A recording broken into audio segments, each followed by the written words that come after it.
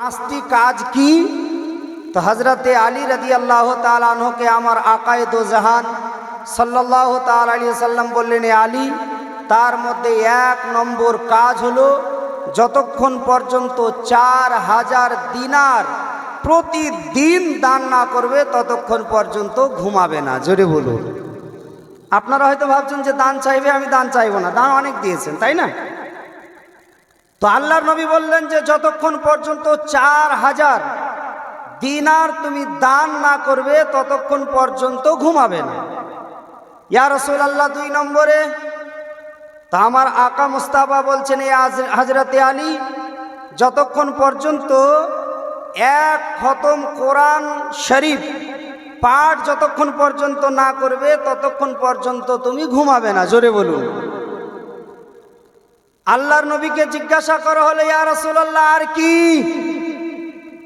আকা মুস্তাফা বলছেন, এ হযরতে আলী, যতক্ষণ পর্যন্ত জান্নাতের পরিপূর্ণ দাম না দিবে ততক্ষণ পর্যন্ত তুমি ঘুমাবে না। জোরে বলুন সুবহানাল্লাহ।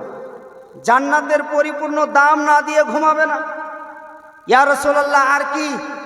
আল্লাহর নবী বলছেন, এ আলী শোনো, ৪ নম্বরে হলো এলাকার মধ্যে, গ্রামের মধ্যে তুমি দেখবে যদি কোনো ২ ব্যক্তির দ্বন্দ্ব লেগে থাকে, ঝগড়া লেগে থাকে, সে স্বামী স্ত্রী হতে পারে, আর গ্রামের মডল সর্দারও হতে পারে, গ্রামের প্রধান মেম্বারও হতে পারে, যে কোনো ২ জন ব্যক্তি যদি কেউ লড়াই ঝগড়াতে মগ্ন থাকে, যতক্ষণ পর্যন্ত সেই কাজটি তুমি করবে না, সেই কাজের সমাধান তুমি করবে না ততক্ষণ পর্যন্ত তুমি ঘুমায়ো না। জোরে বলুন সুবহানাল্লাহ। ইয়া রাসূলুল্লাহ, আর কি? নবী মুস্তাফা বলছেন, এ আলী, শেষ নম্বরে হলো ৫ নম্বর কাজটি হলো যতক্ষণ পর্যন্ত তুমি একটা পূর্ণ হজ করবে না ততক্ষণ পর্যন্ত বিছানাতে পিঠ রাখিও না। জোরে বলুন। তো হযরতে আলী বলছেন, ইয়া রাসূলুল্লাহ, এই কাজগুলি কি প্রতিদিন করা আমার জন্য সম্ভব? নবী মুস্তাফা বললেন, এ হযরতে আলী, তুমি চিন্তা করো না, আমি নবী মুস্তাফা তোমাকে বলে দিচ্ছি, তুমি আমল করে নাও। হযরতে আলী বললেন, ইয়া রাসূলুল্লাহ, এটা আমার দ্বারা সম্ভব হতে পারে না, প্রতিদিন আমি ৪,০০০ দিনার হয়তো আমি দান করতে পারবো না। ইয়া রাসূলুল্লাহ, প্রতিদিন হয়তো আমি ১ খতম কোরআনের তেলাওয়াত করতে পারবো না। ইয়া রাসূলুল্লাহ, প্রতিদিন হয়তো আমি জান্নাতের পরিপূর্ণ দাম দিয়ে ঘুমাতে পারবো না। ইয়া রাসূলুল্লাহ, প্রতিদিন এলাকার মানুষকে আমি সমাধান করে হয়তো ঘুমাতে পারবো না। ইয়া রাসূলুল্লাহ, আমি হয়তো পূর্ণ হজ করে প্রতিদিন ঘুমাতে পারবো না, কারণ এইগুলোতে সময় লাগে, সময়ের দরকার হয়। আমার নবী দো জাহান সাল্লাল্লাহু তাআলা আলাইহি সাল্লাম বললেন, এই হযরতে আলী, তুমি চিন্তা করো না, এতে সময় বেশি লাগবে না। আল্লাহর নবী বলছেন, এ আলী, আমি একটা আমল তোমাকে বলে দেব, 10 মিনিট সে আমলটা করবে, তোমার সমস্ত কাজ পরিপূর্ণ হয়ে যাবে। জোরে জোরে বলবেন না সুবহানাল্লাহ? 10টা মিনিট ওই কাজটা যদি তুমি করতে পারো তো সমস্ত তোমার আমল পরিপূর্ণ হয়ে যাবে। ওই আমলটা আমাদের জানা দরকার আছে না নাই? আছে না নাই? তো ঘুমানোর আগে কি কি কাজ করতে হবে কাজটি শুনলেন, তাহলে কেমন করে আমাদেরকে শেষ করতে হবে, কেমন করে আমাদেরকে ওই আমলটি করতে হবে, এই আমলটা ইনশাআল্লাহ তাআলা আমি শেষের সময় বলবো। যারা থাকবেন অবশ্যই সেই আমলটার উপরে আমল করার চেষ্টা করবেন, আর আমি বলবো আপনারা প্রত্যেকেই এই আমলের প্রতি আমল করবেন, তাহলে এতগুলো নেকির হকদার ইনশাআল্লাহ তাআলা আপনি হয়ে যাবেন। জোরে বলুন। আসুন, নিজের অভ্যাস অনুসারে নবী মুস্তাফা সাল্লাল্লাহু তাআলা আলাইহি ওয়াসাল্লামের মোহাব্বতে ২-১টি ছন্দ বলবো, তারপরে ইনশাআল্লাহ আমি নিজের বক্তব্যকে এগিয়ে নিয়ে যাব। একবার মোহাব্বতে দরুদ পাঠ করুন, তারপরে আমি বক্তব্যের দিকে এগিয়ে যাব। আল্লাহুম্মা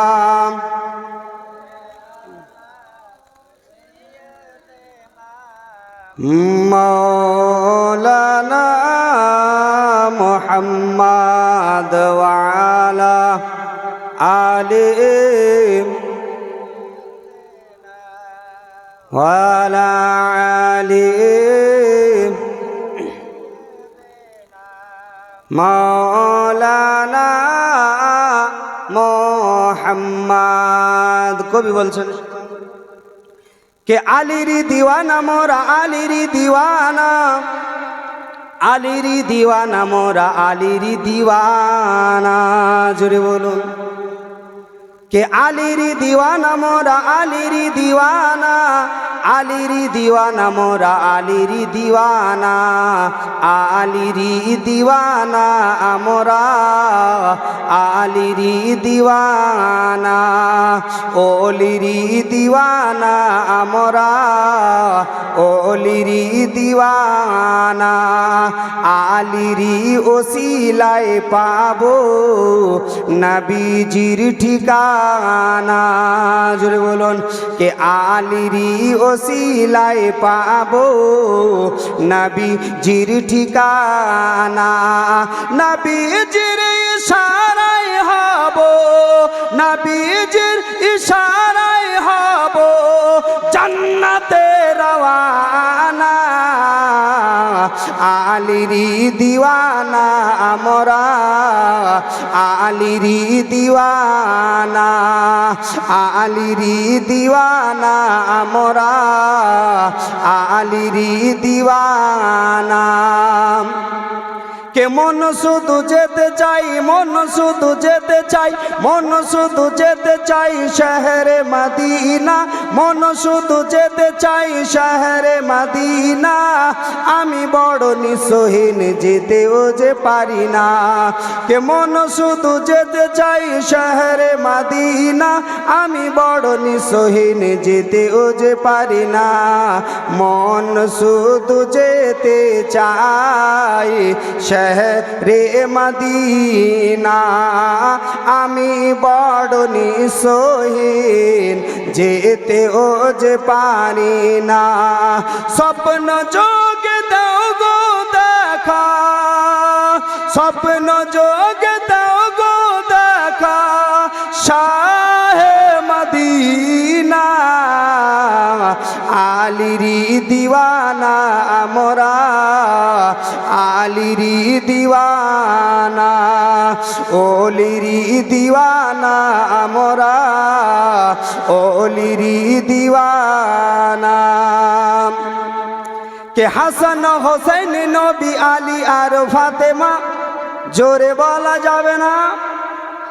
কে হাসান হোসেন নবী আলী আর ফাতেমা, হাসান হোসেন নবী আলী আর ফাতেমা, পাঞ্জাতনের মালা দেখো লাগে যে কি সুহানা, আরো জোরে হবে না। কে হাসান হোসেন নবী আলী আর ফাতেমা, হাসান হোসেন নবী আলী আর ফাতেমা, পাঞ্জাতনের মালা দেখো লাগে যে কি সুহানা, লাগে যে কি সুহানা, হাসান হোসেন নবী আলী আর ফাতেমা, পাঞ্জাতনের মালা দেখো লাগে যে কি সুহানা, সে মালা গলাই দিলে জান্নাত হবে ঠিকানা, আলিরি দিওয়ানা আমরা আলিরি দিওয়ানা, ওলিরি দিওয়ানা আমরা ওলিরি দিওয়ানা, আলিরি দিওয়ানা মোরা আলিরি দিওয়ানা, ওলিরি দিওয়ানা মোরা ওলিরি দিওয়ানা, আলিরি ওসিলায় পাবো নবীজির ঠিকানা, আলিরি ওসিলায় পাবো নবীজির ঠিকানা, নবীজির ইশারায় হব জান্নাতে রওয়ানা, আলিরি দিওয়ানা আমরা নবীজির দিওয়ানা।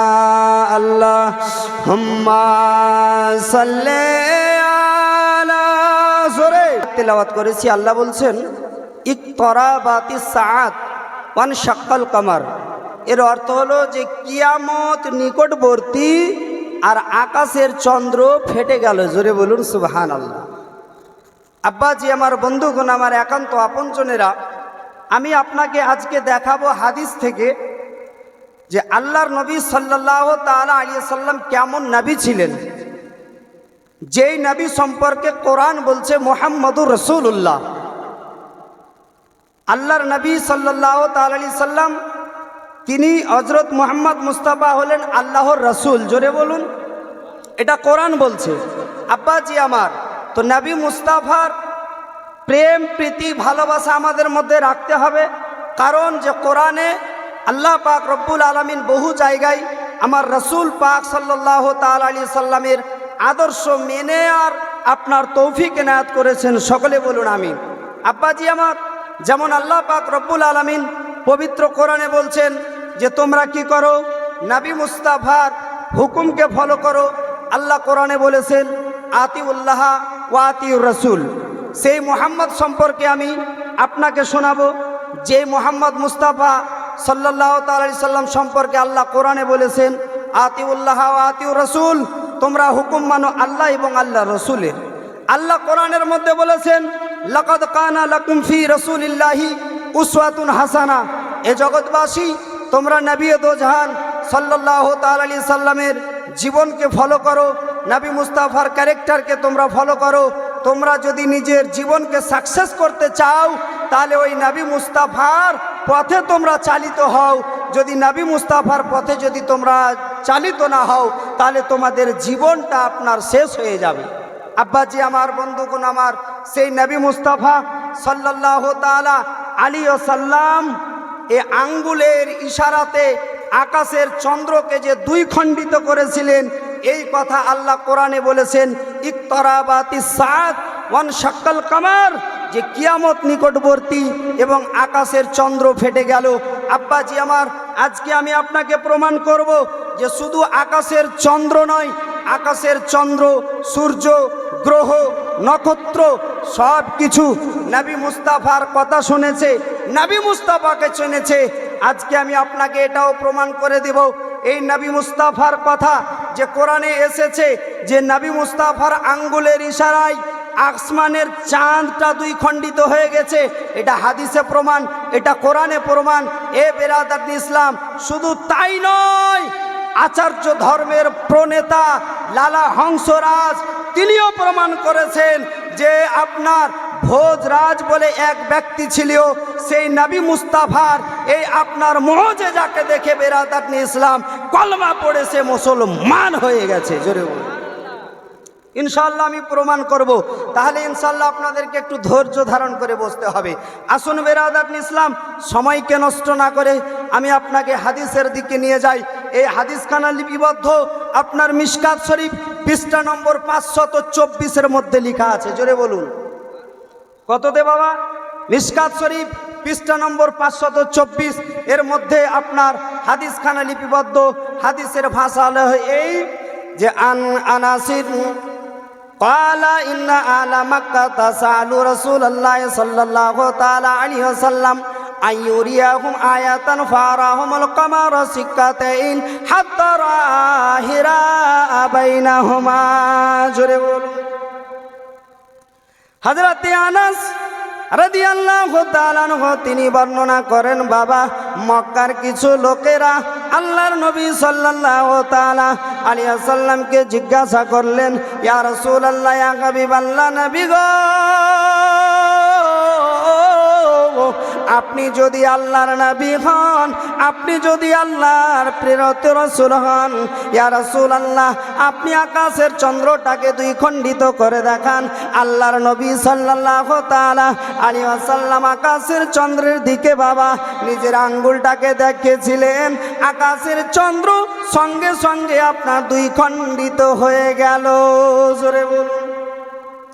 আপনার কবি বলছেন, রাবি বলছেন, হযরত আনাস তিনি বর্ণনা করছেন, হাত্তা রাআ হিরা বাইনাহুমা, মক্কার সমস্ত লোকজন দেখলো আকাশের চন্দ্রটা আপনার যখন দুই খণ্ডিত হয়ে গেল, ওই আপনার হীরা পর্বতটা আপনার চাঁদের দুই খণ্ডের মধ্যখানে ছিল।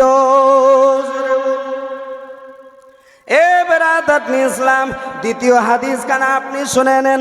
হযরত ইবনে মাসউদ রাদিয়াল্লাহু তাআলা তিনি বর্ণনা করছেন বাবা, আন ইবনে মাসউদিন ক্বালা ইন সাকাল কামারি আলা আদি রাসূলিল্লাহি সাল্লাল্লাহু তাআলা আলাইহি ওয়াসাল্লাম ফিরকাতাইনি ফিরকাতান ফাওকাল জামালি ফিরকাতান দুনাহু রাওয়াহুল বুখারী। আপনার মিশকাত শরীফ পৃষ্ঠা নম্বর 524 এর মধ্যে লিপিবদ্ধ হাদিস খানা বাবা। হযরত ইবনে মাসউদ রাদিয়াল্লাহু তাআলা আনহু তিনি বর্ণনা করছেন বাবা, ওই যখন আপনার আবু জাহাল আমার আকা মুস্তাফা রাহমাতুল লিল আলামিনকে যখন বলেছিল, ওগো আবু জাহাল বলতে আছি, এ নবী মুহাম্মদ তুমি তো নবী বলে দাবি করো, তুমি নিজেকে আল্লাহর নবী বলো। ও মুহাম্মদ ভাতিজা, একটা আজকে তোমাকে আমি কথা বলবো। আল্লাহর নবী বলেছিলেন, চাচা বলুন আপনি আমাকে কি বলতে চান? তখন ওই আবু জাহল বলেছিল, ও ভাতিজা তুমি যদি আকাশের চন্দ্রটাকে দুই খণ্ডিত করতে পারো, আমি তোমার কলমা লইয়া মুসলমান হব। আমার নবী বলেছিলেন, চাচা গো আপনি তো মুসলমান হবেন না, এটা আমার জানা আছে গো চাচা, তারপরেও আমি আপনাকে আজকে করে দেখাবো। আব্বাজি আমার বন্ধুগণ, আমার আকা মুস্তাফা রাহমাতুল লিল আলামিন নবী আমার ওই আঙ্গুলখানাকে আকাশের চন্দ্রের দিকে করলেন, আকাশের চন্দ্র সঙ্গে সঙ্গে আপনার দুই খণ্ডিত হয়ে গেল।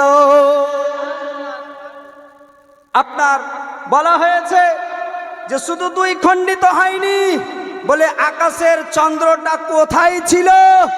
এই হাদিসের মধ্যে লিপিবদ্ধ যে আকাশের চন্দ্রটা ওই আপনার পাহাড়ের এক খণ্ড উপরে ছিল, মানে পাহাড়ের উপরে এক খণ্ড ছিল আর এক খণ্ড পাহাড়ের নিচে ছিল। জোরে বলুন সুবহান। আর ওই ভোজরাজ তিনি এই ঘটনাটাকে নিজের স্বচক্ষে দেখেছিলেন। আব্বাজি আমার আচার্য ধর্মের প্রণেতা লালা হংসরাজ তিনি প্রমাণ করছেন যে ভোজরাজ মুসলমান হলেন কেন, এটা আমি তদন্ত করব।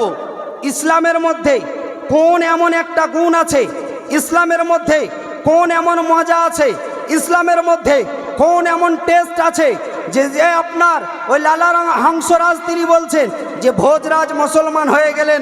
হয়তো আপনারা একটা প্রবাদ জানেন যে কাহা ভোজরাজ আর কাহা গঙ্গা তেলি, এটা জানেন তো প্রবাদটা? ওই ভোজরাজের কথা বলা হচ্ছে। আব্বাজি আমার বন্ধুগণ আমার, তো লালা হংসরাজ তিনি বলছেন যে ওই ভোজরাজের লিখা, নিজের হাতের লিখা একটা বইয়ের মধ্যে ওই লালা হংসরাজ তিনি পেয়েছেন ভোজরাজ কি করে মুসলিম হলেন, কেমন করে মুসলমান হলেন। তিনি নিজের ওই লাইফের কথা, নিজের জীবনের হিস্ট্রি তিনি আপনার লিখে গেছেন কেমন করে মুসলমান হলেন। আব্বাজি আমার বন্ধুগণ আমার, এবার আপনি শুনুন, তারপরে আমি আবার আপনাকে হাদিসের দিকে নিয়ে যাব। আব্বাজি আমার বন্ধুগণ আমার, একান্ত আপনজনেরা বাবা, ওই আপনার লালা হংসরাজ তিনি আপনার প্রমাণ করতেছেন ওই ভোজরাজ বাবা যখন আল্লাহর নবী সাল্লাল্লাহু তাআলা আলাইহি ওয়াসাল্লাম যখন নিজের আঙ্গুলের ইশারাতে আকাশের চন্দ্রটাকে দুই খণ্ডিত করেছিলেন বাবা, ওই ভোজরাজ নিজের আপনার স্বচক্ষে ঘটনাটা দেখেছিলেন। দেখার পরে বাবা যখন আপনার সকাল হয়ে গেল, নিজের জ্যোতির্বিদ পণ্ডিতদেরকে নিজের দরবারে তলব করলো, নিজের কাছে ডাকলো। ডাকার পরে বলল, ওগো জ্যোতির্বিদ পণ্ডিতেরা একটা কথা শোনো। বলে কি হয়েছে গো বাদশাহ, আপনি বলুন কি হয়েছে? আজকে বড় আপনাকে টেনশনে লাগছে, আপনার যেন চেহারা আলাদা হয়ে গেছে। তখন ওই ভোজরাজ বলেছিলেন, ও আমার জ্যোতির্বিদ পণ্ডিতেরা শোনো, আজকে আমি দেখেছি নিজের স্বচক্ষে আকাশের চন্দ্রখানা যেন দুই খণ্ডিত হয়েছে। আকাশের চন্দ্র কি হয়েছে? দুই খণ্ডিত হয়ে গেছে। তো বলে কি করতে হবে? বলে কি করে হলো, এর কারণটা আমাকে জানতে হবে, আমাকে জানিয়ে দাও। বাবাজি আমার বন্ধুগণ আমার, একান্ত আপনজনেরা, অগ জননী ও আমার বাবারা ভাইরা শুনে যান। ওই তখন এবার লালা হংসরাজ বলতেছে, ভোজরাজ তিনি প্রমাণ করেছেন। জ্যোতির্বিদ পণ্ডিতদেরকে আপনার যেন বসানো হলো, জ্যোতির্বিদ পণ্ডিতদেরকে বলা হলো, বলো বলো আকাশের চন্দ্র কেমন করে দুই খণ্ডিত হলো, এই ঘটনাটা আমাকে বলো। জ্যোতির্বিদ পণ্ডিতেরা বসলেন, বসার পরে লালা আপনার হংসরাজ বলেন, ওই ভোজরাজকে জানানো হলো, অগ রাজা বলে কি হয়েছে বলো। বলে এটা কোনো যেন সাধারণত কথা নয়, এটা বহু বড় একটা কথা। বলে কি হয়েছে বলো। বলে অগো ভোজরাজ শোনেন শোনেন, ওই আপনার আরব দেশে একজন মহামানব অবতরণ হয়েছে, যার নাম হইল মুহাম্মদ। ওই মুহাম্মদ সাল্লাল্লাহু তাআলা আলাইহি ওয়াসাল্লাম যখন কলমা প্রচার করেছিলেন, যখন কলমা প্রচার করতেছিলেন, তার নিজের লোকেরা তাকে জিজ্ঞাসা করেছিল, ওগো মুহাম্মদ তুমি কোনো একটা মুজিজা দেখাও, কোনো একটা আশ্চর্য ঘটনা দেখাও, তাহলে তোমাকে নবী বলে মানব। ভোজরাজ শোনো গো, ওই জানো আব্দুল্লাহর বেটা, জানো ওই আব্দুল মুত্তালিবের পোতা, মা আমেনার কলেজার টুকরা নবী মুহাম্মদ ওই নিজের আঙ্গুলটাকে আকাশের দিকে করেছে, আকাশের চন্দ্রটা দুই খণ্ডিত হয়ে গেছে। ভোজরাজ বলতেছে, আরে জ্যোতির্বিদ পণ্ডিতেরা, না না না, আমি এইরকম করে তোমাদের কথা বিশ্বাস করব না। হতে পারে তোমাদের গণনা ভুল হতে পারে, তোমাদের গণনা তো অমান্য হতে পারে, তার জন্য আমি তোমাদের কথা বিশ্বাস করব না। বলে কি করবে। বলে যাও যাও ওই মক্কার সরজমিনে যাও, আরব দেশে চলে যাও, যে জায়গাতে ওই মহামানব অবতরণ হয়েছে, যে জায়গাতে ওই নবী মুহাম্মদ যেন জন্ম নিয়েছেন, ওই জায়গাতে তোমরা চলে যাও। এ বাবাজি আমার, তখন আপনার ট্রেনের ব্যবস্থা ছিল না, আপনার গাড়ির ব্যবস্থা ছিল না, আপনার এরোপ্লেনের ব্যবস্থা ছিল না, আপনার বাইকের ব্যবস্থা ছিল না, তখন আপনার যাতায়াত হতো আপনার সমুদ্র পথে পানি জাহাজে। বাবা ওই আপনার ভোজরাজের সমস্ত আপনার জ্যোতির্বিদ পণ্ডিতেরা আপনার যেন ওই সমুদ্র পথে জাহাজের উপরে চেপে আপনার আরব দেশে অবতরণ করলেন, আরব দেশে চলে গেলেন। যাওয়ার পরে খোঁজ করতে লাগলেন, কোন এমন মহামানব আকাশের চন্দ্রকে দুই খণ্ডিত করেছে, তার যেন খোঁজ করতে হবে। খোঁজ করতে করতে করতে বাবা খোঁজ পাওয়া গেল, তিনি আর অন্য কেউ না, তিনি আর অন্য কেউ না। যখন এই জ্যোতির্বিদ পণ্ডিতেরা নবী মুহাম্মাদের কাছে পৌঁছে গেলেন, নবী মুহাম্মাদের কাছে গিয়ে দেখলেন যে নবী মুহাম্মাদুর রাসূলুল্লাহ বলতে আছেন, জ্যোতির্বিদ পণ্ডিতেরা ওই যে তোমাদেরকে ভোজরাজ যে কাজের জন্য পাঠিয়েছে, তোমাদেরকে অন্য কোথাও কিছু খোঁজ করতে হবে না, ওই মহামানব হলাম আমি মুহাম্মাদুর রাসূলুল্লাহ। এই খবরটা যখন জ্যোতির্বিদ পণ্ডিতেরা আমার আকা মুস্তাফা রহমাতুল্লিল আলামিনের কাছ থেকে পেয়ে গেলেন, এই বাবাজি আমার বন্ধুগণ আমার, তিনারা আর দেরি করলেন না, তাড়াতাড়ি করে বাবা ওই জায়গা থেকে ছুটে আসলেন নিজের গন্তব্যস্থলে।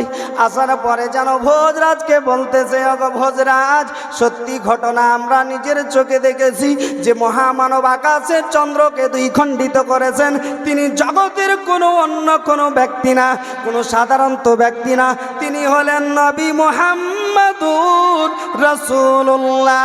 ভোজরাজ বলতে আছেন, ওগো শোনো শোনো, ওগো আমার জ্যোতির্বিদ পণ্ডিতেরা, আর দেরি করা যাবে না, আর দেরি করা যাবে না। বলে কি করতে হবে। যে বলে যে মহামানব ওই আব্দুল্লাহর বেটা, মা আমেনার নয়নতারা, আব্দুল মুত্তালিবের শ্রেষ্ঠ পোতা নবী মুহাম্মদ, যিনি পৃথিবীর বুক থেকে আকাশের চন্দ্রকে দুই খণ্ডিত করতে পারেন, তিনি কোনো সাধারণ ব্যক্তি নন, তিনি কোনো সাধারণ ব্যক্তি নন। তিনার ধর্ম কোনো দিন মিথ্যা হতে পারে না, তিনার ধর্ম কোনো দিন বানানো হতে পারে না। ওগো জ্যোতির্বিদ পণ্ডিতেরা শোনো, আমি আজকে ভোজরাজ প্রমাণ করে দিলাম, আর আমি নিজের ধর্মে থাকবো না, ওই আমি নবী মুহাম্মাদের কলমা লইয়া মুসলমান হয়ে গেলাম। জ্যোতির্বিদ পণ্ডিতেরা বলেছিলেন, ওগো রাজা মশাই শুনুন, আপনি যখন মুসলমান হয়ে যাবেন, আমরা কেন আপনার পিছনে থাকবো না? আমরা অন্য কোনো জায়গা যাব না। আমরাও নিজের ধারণা অনুযায়ী, আমরাও নিজের কৌশল অনুযায়ী আমরা বুঝতে পেরেছি তিনি কোনো সাধারণ ব্যক্তি না, তিনি হলেন আল্লাহর দূত, তিনি হলেন আল্লাহর নবী। অতএব আমরাও আপনার সঙ্গে সঙ্গে নবীর কলমা নইয়া মুসলমান হয়ে গেলাম। এ বাজি আমার, শুধু তাই নয় বাবা, তাই নয়, এই আপনার ঘটনা কে আপনার কেন্দ্র করে বলা হয়েছে। আপনারা জানেন বাবা, নীল আর্মস্ট্রং একজন আপনার বৈজ্ঞানিকের নাম আপনারা জানেন।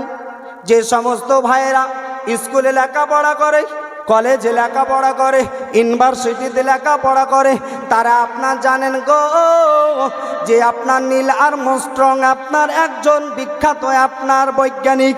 ওই নীল আর্মস্ট্রং যখন আপনার 1969 খ্রিস্টাব্দে আপনার জুলাই মাসের আপনার 20 তারিখে রবিবারের দিন যখন আপনার চাঁদের মাটিতে পা রেখেছিলেন বাবা, ওই নীল আর্মস্ট্রং চাঁদের মাটিতে যাওয়ার পরে ওই চাঁদের মাটিটাকে ঘোরাফেরা করেছিলেন, চাঁদের মাটিটাতে আপনার ঘুরেছিলেন। ঘোরার পরে নীল আর্মস্ট্রং দেখেছিলেন আপনার যেন চাঁদটা তো আপনার সুন্দর, কিন্তু চাঁদের মধ্যখানে, চাঁদের আপনার ঠিক আপনার মধ্যখানে একটা যেন সুন্দর আপনার দাগ দেওয়া আছে। নীল আর্মস্ট্রং তিনি বলছেন যে আমি যখন চাঁদের মাটিতে গেলাম, দেখলাম বাবা চাঁদের মাটিতে একটা দাগ দেওয়া আছে চাঁদের মধ্যখানে, এই দিকেও না ওই দিকেও না, একেবারে মধ্যখানে। নীল আর্মস্ট্রং তিনি চিন্তা ভাবনা করলেন যে চাঁদের মধ্যখানে দাগ এলো তো এলো কোথা থেকে? বাবাজি আমার, বন্ধুগণ আমার, তখন ওই নীল আর্মস্ট্রং কি করলেন, ওই চাঁদের মাটি থেকে কিছু যোগ সূত্রের কোষ্টি পাথরকে নিয়ে আসলেন। কোথায়? পৃথিবীতে। পৃথিবীতে আনার পরে বহু আপনার দামি দামি আপনার ওই যন্ত্রতে আপনার ওই পাথরগুলোকে দিলেন, যে আপনার যন্ত্রগুলিতে আপনার সমস্ত কিছু নিরীক্ষা পরীক্ষা করা হতো। বাবাজি আমার, বন্ধুগণ আমার, ওই নীল আর্মস্ট্রং ওই চাঁদের আপনার যোগসূত্রের কিছু পাথর আনার পরে ওই আপনার যেন পরীক্ষা করে দেখলেন, পরীক্ষা করা হলো। তখন আপনার পরীক্ষা করার পর নীল আর্মস্ট্রং তিনি বলতেছেন, পরীক্ষকেরা যারা তোমরা পরীক্ষা করেছো, তোমরা বলো বলো ওই চাঁদের মাটিতে দাগ কেন ছিল? চাঁদের মধ্যখানে কিসের জন্য দাগ দেওয়া ছিল? সমস্ত লোকেরা বলেছিল, গো নীল আর্মস্ট্রং শুনেন শুনেন, আপনি হলেন এত বড় একজন বৈজ্ঞানিক, তাহলে এই কথা আপনার দ্বারা বোঝা সম্ভব নয়। আমরা যেটা মেশিন দ্বারা নিরীক্ষা পরীক্ষা করে প্রমাণ পেয়েছি, এটা কোনো সাধারণ তো কথা নয়, এটা কোনো সাধারণ মানুষের ব্যাপার নয়। বলে কি হয়েছে সেটা বলো। বলে আজ থেকে 1400 বছর পূর্বে আপনার যেন আব্দুল্লাহর বেটা, আমেনার নয়নের তারা, আব্দুল মোত্তালিবের পোতা, মা আমেনার নয়নের তারা নবী মুহাম্মদ বলে একজন ব্যক্তি এসেছিলেন। ওই একজন ব্যক্তি আসার পরে দ্বীন ইসলামের বাণীটাকে প্রচার করেছিলেন। কিছু লোক মানতে রাজি হয়নি।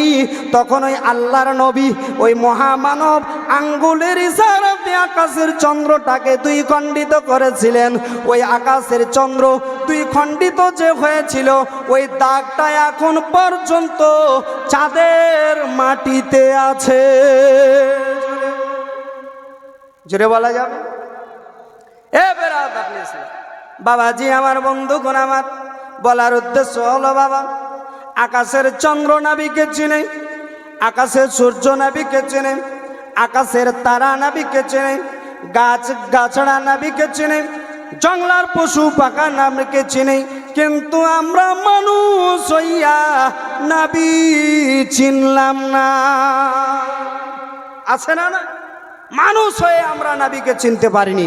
আব্বাজি আমার বন্ধুগণ আমার, আপনি বলবেন হুজুর আপনি তো চাঁদের কথাটা বললেন, তো সূর্য কেমন করে নবী মুস্তাফার কথা শুনেছে, একটু আপনি শুনিয়ে দিন।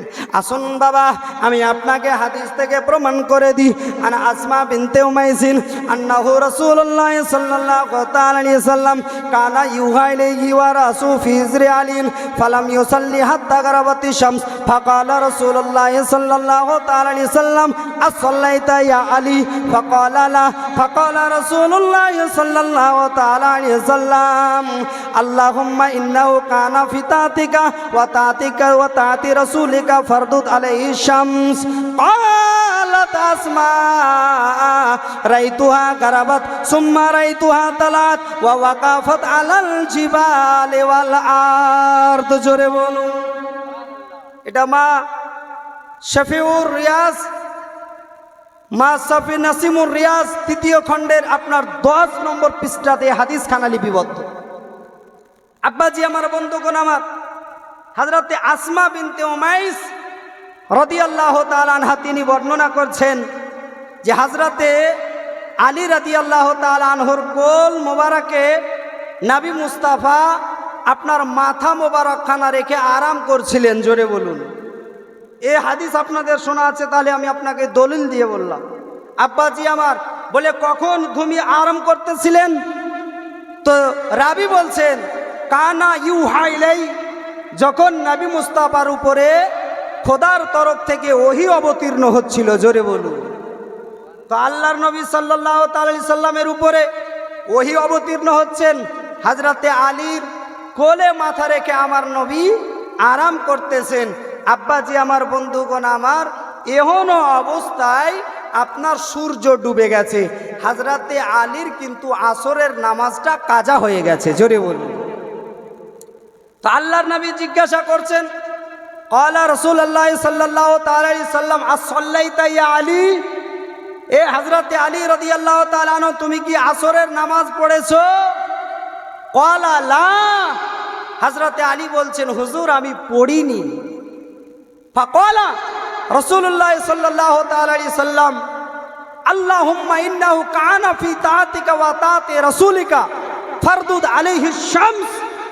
নবী মুস্তাফা সাল্লাল্লাহু তাআলা আলাইহি সাল্লাম আর দেরি করলেন না, হযরতে আলীকে জিজ্ঞাসা করলেন, এ আলী তুমি বলো আসরের নামাজ কাজা হয়ে গেছে, তুমি নামাজটা কাজা পড়বে না আদা পড়বে? হযরতে আলী বলছেন হুজুর আমি নামাজটা আদা পড়তে চাই, আমি কাজা পড়তে চাই না। আল্লাহর নবী বলছেন, এ আলী ঠিক আছে তোমাকে নামাজ আমি আদা পড়াবো। হযরতে আলী বলছেন হুজুর সূর্য তো ডুবে গেছে, হাত্তা গারাবাতি শামস, হুজুর সূর্য তো ডুবে গেছে, তো কেমন করে আপনি আমাকে আসরের নামাজখানা আদা পড়াবেন? নবী বলছেন, এ আলী তোমাকে চিন্তা করতে হবে না, পড়ার কাজ হলো তোমার, পড়ানোর কাজ হলো আমার। জোরে বলুন। বলে কি করে সম্ভব? বলে ওটা তোমাকে চিন্তা করতে হবে না। আল্লাহর নবী সাল্লাল্লাহু তাআলা আলাইহি সাল্লাম, এ বেরাদারনি ইসলাম, হযরতে আলীর এই কথা শুনে আল্লাহুম্মা ইন্নাহু কানা ফি তাআতিকা ওয়া তাআতি রাসূলিকা ফারদুদ আলাইহি শামস, হযরতে আলী রাদিয়াল্লাহু তাআলা আনহুকে নামাজ পড়ানোর জন্য, হযরতে আলীর জন্য আল্লাহর নবী আল্লাহর দরবারে 2 হাত উত্তোলন করলেন আর দোয়া করলেন, হে মাওলা, এ পরওয়ারদিগারে আলম, আজকে হযরতে আলী আমার মোহাব্বতে এবং আপনার মোহাব্বতে নিজের সময়টাকে ব্যয় করে দিয়েছে, আসরের সময়টা কেটে গেছে। ইয়া আল্লাহ, হযরতে আলীর আসরের নামাজ কাজা হয়ে গেছে। এ মহান আল্লাহ, আজকে হযরতে আলীর জন্য ওই আসরের সময় করে দেন, সূর্যটাকে আপনি ফিরিয়ে দেন। হাত্তা গারাবাতি শামস, যে সূর্যটা ডুবে গেছে ওগো আল্লাহ সেই সূর্যটাকে আপনি ফিরিয়ে দিন। এ আব্বাজি আমার বন্ধুগণ আমার, হযরতে আলীর জন্য নবী মুস্তাফা যেমনই দোয়া করলেন, আল্লাহ পাক রব্বুল আলামিন বলছেন, এ জিবরিল, দুনিয়ার সেই কোনো জিনিস এক মুহূর্ত দেরি হতে পারে, কিন্তু আমার রাসূলে পাক যখন দোয়া করেছে 1 সেকেন্ডও দেরি করা যাবে না। যাও, আমার নবী মুস্তাফা যখন দোয়া করেছে, তো ওই যে সূর্যটা পশ্চিম প্রান্তে যে ডুবে গেছে, পশ্চিম প্রান্তে অস্ত হয়ে গেছে, ওই সূর্যকে কি করো, আবাস করে দাও। এ বেরাদারনি ইসলাম, তাফসীরের মধ্যে আজ পর্যন্ত লিপিবদ্ধ, আল্লাহর নবী ওই সূর্যের দিকে ইশারা করেছিলেন আর সূর্যখানা আস্তে আস্তে আসরের সময় হয়ে গেছিল। জোরে ফাকালাত আসমা, রাইতুহা গারাবাত সুম্মা রাইতুহা তালাত ওয়া ওয়াকাফাত আলাল জিবালি ওয়াল আরদ। হযরতে আসমা রাদিয়াল্লাহু, হযরতে আসমা বিনতে উমাইস তিনি বলছেন যে আমি দেখেছিলাম যে সূর্যখানা ডুবে গেছিল, তারপরে আবার আমি দেখলাম সূর্যখানা আবার ফিরে আসলো। শুধু ফিরে আসলো না এই কথাই নয়, তিনি প্রমাণ করছেন আল্লাহর নবী যখন সূর্যখানাকে ওয়াপাস করলেন, যখন ফিরিয়ে আনলেন, তো সূর্যের আলো জমিন এবং পাহাড়ের উপরে পড়েছিল। জোরে বলুন সুবহানাল্লাহ। তাই কবি বলছেন চাঁদ নবী মুস্তাফার চরণেরই ধুল গো, চাঁদ নবী মুস্তাফার চরণেরই ধুল গো, সূর্য নবী পাকেরই ইশারায় ব্যাকুল গো। জোরে বলুন। কে চাঁদ নবী মুস্তাফার চরণেরই ধুল গো, সূর্য নবী পাকের ইশারায় ব্যাকুল গো, ইশারায় ব্যাকুল গো। নূর নবীর প্রেমে দেখি জামা না দিওয়ানা, নূর নবীর প্রেমে দেখি জামা না দিওয়ানা, পুরো ন করে দাও আমার মনের বাসনা। জোরে বল। আব্বাজি আমার, বন্ধুগণ আমার, আসুন বাবা মিশকাত শরীফের মধ্যেকার আরো একটা হাদিস আপনাকে শোনাই। আমার নবী মুস্তাফাকে সকল জিনিস চিনল, আকাশের চন্দ্র চিনল, আকাশের সূর্য চিনল, আমার নবীকে আমরা মানুষ হইয়া চিনতে পারলাম না। এ বাবাজি আমার, শুধু শেষ নয়, এটা কথা শেষ নয়। আব্বাজি আমার, বন্ধুগণ আমার, পৃথিবীর বুকে আল্লাহ পাক রব্বুল আলামিন আপনার কোন শব্দ তারাই 18,000 মাখলুকাতকে সৃষ্টি করেছেন। ওই 18,000 মাখলুকাতই আমার রাসূলুল্লাহকে চেনে। জোরে বল। এ আব্বাজি আমার, আপনি বলবেন বাবা কেমন করে? আসুন বাবা আমার, বন্ধুগণ আমার, মিশকাত শরীফের মধ্যে আপনার একখানা হাদিস লিপিবদ্ধ, এটার পৃষ্ঠা নম্বর 536 মধ্যে লিখা। আব্বাজি আমার, আনজাবির কালা কানান নবী সাল্লাল্লাহু তাআলা আলাইহি ওয়াসাল্লাম ইজা কাতাবা ইস্তানাদা ইলা জুজিন নাখলাতি মিন সাওয়ারি মসজিদ ফালাম্মা সুনিয়া লাহুল মিম্বার ফাস্তাওয়া আলা সাতিন নাখলাতিল্লাতি কানা ইয়াখতুবু ইনদাহা হাত্তা কাদাত আনতান শাক্কা ফানাজালান নবী সাল্লাল্লাহু তাআলা আলাইহি ওয়াসাল্লাম আকাযাহা ফাযাম্মাহা ইলাই। জোরে বলুন। হাদিসের মধ্যে আজ পর্যন্ত আপনার লিপিবদ্ধ, কিয়ামতের সকাল পর্যন্ত কেউ এগুলোকে আপনার খণ্ডিত করতে পারবে না। আসুন বাবা, মজার কথা, এ বাবা দুনিয়ার শুধু মানুষ নয়, বেজান পর্যন্ত আমার নবী মুস্তাফার মোহাব্বত জানে। জোরে বলুন। এই আব্বাজি আমার, বন্ধুগণ আমার, এই হাদিসটা যে আমি পড়লাম, এই হাদিসের আপনার অর্থ হচ্ছে যে হযরতে জাবির রাদিয়াল্লাহু তাআলা আনহু তিনি বর্ণনা করছেন বাবা গো, যে আপনার মসজিদে নববীর মধ্যে যখন আপনার মেম্বার তৈরি করা হয়নি, কি তৈরি করা হয়নি? মেম্বার। আপনার জুমার দিনে ইমাম সাহেব মেম্বারের উপরে দাঁড়িয়ে আপনার খুতবা দেন না? দেন না? দেন। আব্বাজি আমার, একটু লক্ষ্য করে শুনুন, আমি আপনাকে কোনো বানানো গল্প বলি নাই, আমি আপনাকে কোনো আপনার জানো বাল্যপাঠের কথা বলি নাই, আমি আপনাকে হাদিসের কথা বলতেছি। আব্বাজি আমার, বন্ধুগণ আমার, যে আপনার হযরতে জাবির রাদিয়াল্লাহু তাআলা আনহু তিনি বর্ণনা করছেন, এ বাবা গো, যখন আপনার মসজিদে নববীর মধ্যে যখন আপনার মেম্বার তৈরি করা হয়নি, আল্লাহর নবী সাল্লাল্লাহু তাআলা আলাইহি সাল্লাম একটা খেজুর গাছের ডালে হিলানা দিয়ে যেন আপনার খুতবা তেলাওয়াত করতেন। জোরে বল। জি, আজকে তো আমি সব চাইতে নিজেকে ধন্য মনে করি যে আজকে আমার পাশে আমার শিক্ষক হযরত আল্লামা মাওলানা মুফতি জাকির হোসেন মিসবাই সাহেব বসে আছেন। আজকে আমি এটা গর্ব করতে আসি যে অন্যান্য স্টেজে গেলে হয়তো আমাকে ভয়ের আশঙ্কা হয়, কিন্তু আজকে আল্লাহর কসম করে বলছি, আজকে আমি বলছি তো আমাকে কোনো ভয় লাগে না। তার কারণ হলো একটা, আজকে যদি আমার কোনো কিছু ভুল হয়ে যায়, আমার শিক্ষক আমার ওটাকে আপনার সংশোধন করিয়ে দেবে। আছে না? না আছে না নাই? এ বেরাদাত ইসলাম, আব্বাজি আমার বন্ধুগণ আমার, হযরতে জাবির বলছেন বাবা ওই যখন মসজিদের মধ্যে মেম্বার তৈরি করা হয়নি, নবী মুস্তাফা একটা শুকনো গাছে খেজুরের ডালে হিলানা দিয়ে আপনার যেন খুতবা তেলাওয়াত করতেন। ও বাবা আমার বন্ধুগণ আমার, নবী মুস্তাফা সাল্লাল্লাহু তাআলা আলাইহি ওয়াসাল্লাম যেন ওই আপনার খেজুর ডালটার নাম দিয়েছিলেন আপনার উস্তুনে হান্নানা।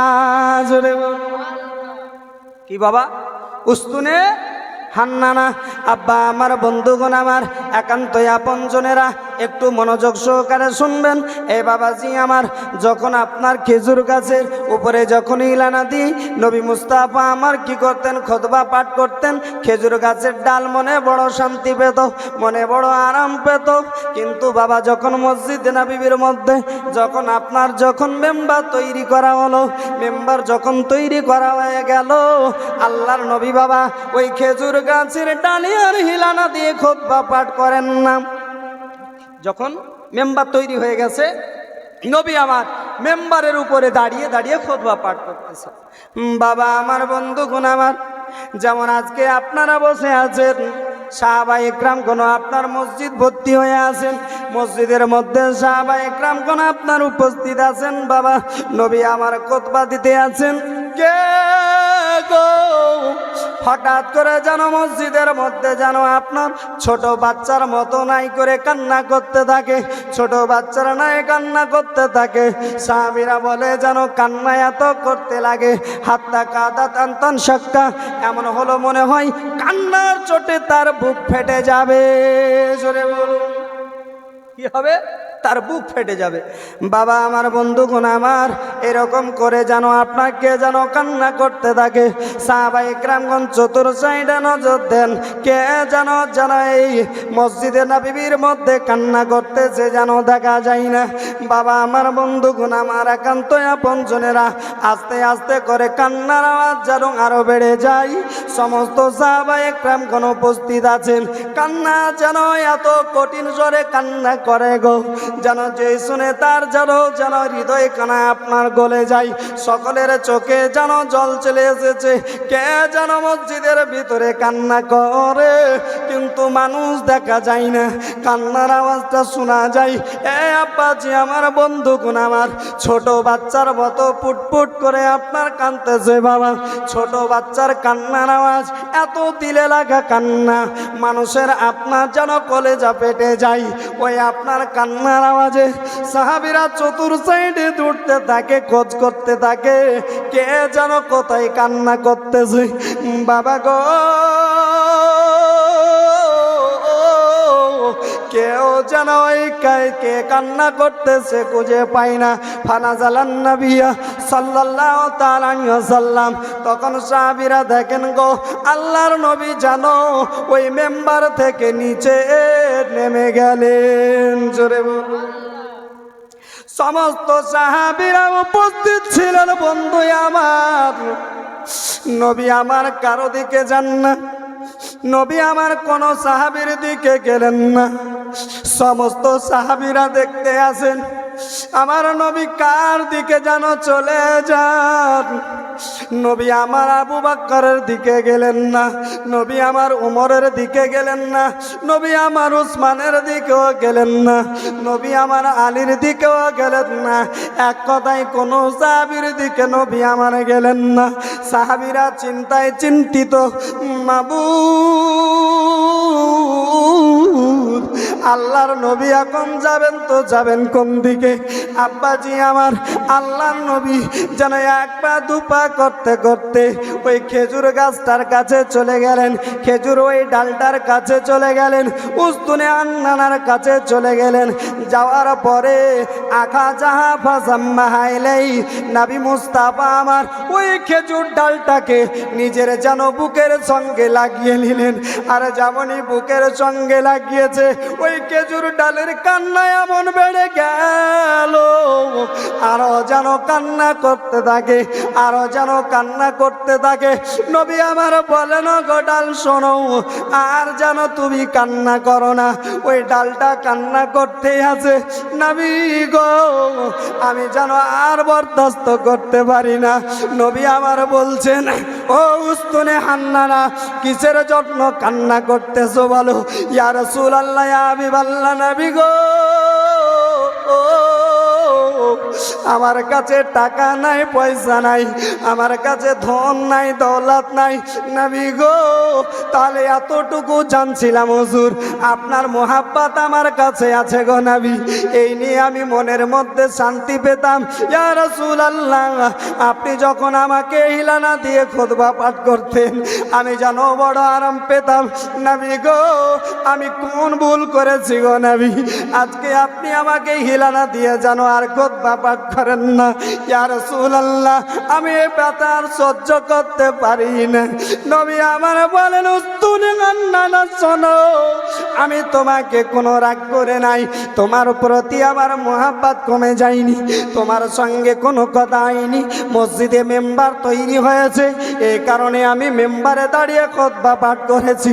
তুমি চিন্তা করো না ও উস্তুনে হান্নানা, আজকের পর থেকে তুমি আমার মোহাব্বতে কন্দন করেছো। আমি নবী আজকে তোমাকে অফার দিলাম, তুমি যা চাইবে আমি নবী তোমাকে সেটা আতা করে দেব। হে আব্বাজি আমার, যেই নবীর মোহাব্বতে উস্তুনে হান্নানা পর্যন্ত কান্না করে, বাবাজি আমার হাদিস থেকে আরো কথা প্রমাণ করব বাবা। এই বাবাজি আমার, ওই নবীর মোহাব্বতে চান্দা কালেকশন আমি আজকে আর করব না। চান্দা অনেক দিয়েছেন বাবা, শুধু আজকে আমি একটা কোনো ভাইকে দেখতে চাই। চান্দা আপনারা দিয়ে দিয়েছেন, তবে বেরাদাত ইসলাম 5টা ভাই আমার বেশি করে দিতে হবে না, ওই মাত্র 100টি করে টাকা। এই যে উস্তুনে হান্নানা নবী মুস্তাফার প্রেমে জীবিত হয়েছে, এ কথা কবি